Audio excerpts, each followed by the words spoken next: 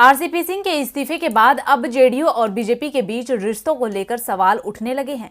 BJP ने इसे JDU का अंदरूनी मामला करार दिया है, तो आरसीपी सिंह प्रकरण के लिए जेडीयू बीजेपी को ही जिम्मेदार मान रही है। जेडीयू अध्यक्ष ललन सिंह ने तो संकेतों में बीजेपी को नसीहत दे डाली है कि जेडीयू के साथ अब चिराग पासवान वाला मॉडल काम नहीं करेगा। 2020 के विधानसभा चुनाव में चिराग पासवान ने जेडीयू को जबरदस्त नुकसान पहुंचाया, लेकिन बीजेपी को इसका फायदा हुआ। कम सीटों पर लड़कर बीजेपी जेडीयू से लगभग 2 गुना ज्यादा सीटें जीत गई। जेडीयू नेताओं ने तो तभी आरोप लगाए थे कि चिराग पासवान बीजेपी के इशारों पर जेडीयू को कमजोर करने की कोशिश कर रहे हैं, लेकिन मौका चुनाव का था, इसीलिए उस समय तो जेडीयू सख्त कदम नहीं उठा पाई। लेकिन चुनाव के साल भर के अंदर ही चिराग पासवान से उनकी पार्टी छीनकर नीतीश कुमार ने हिसाब बराबर कर दिया। लेकिन आज चिराग पासवान का नाम फिर जेडीयू नेताओं की जुबान पर है।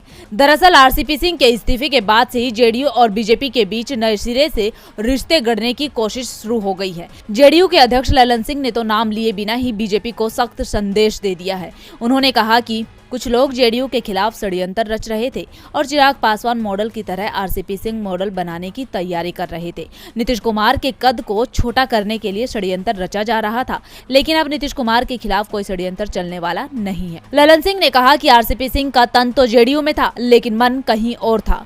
जेडीयू अध्यक्ष का इशारा बीजेपी की तरफ था। उन्होंने कहा कि अब आरसीपी सिंह को जहां जाना है वो वहां जा सकते हैं।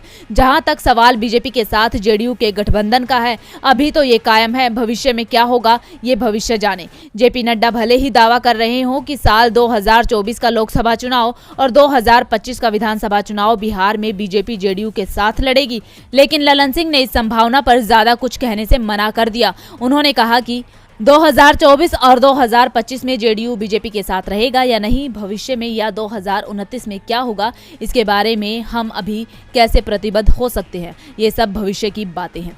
साफ है, ललन सिंह ने संकेत दे दिए हैं कि बीजेपी के साथ जेडीयू गठबंधन तोड़ने के विकल्प पर भी विचार कर सकती है। इसके साथ ही ललन सिंह ने यह भी साफ कर दिया कि जेडीयू मोदी कैबिनेट में शामिल नहीं होगी। उन्होंने कहा कि हमारा स्टैंड साफ है, अगर कैबिनेट में जेडीयू को 2 सीटें नहीं दी जाती है तो हम सरकार में शामिल नहीं होंगे। बीजेपी हमारी मांग को खारिज कर चुकी है, इसीलिए हम मोदी सरकार में शामिल नहीं हो रहे हैं।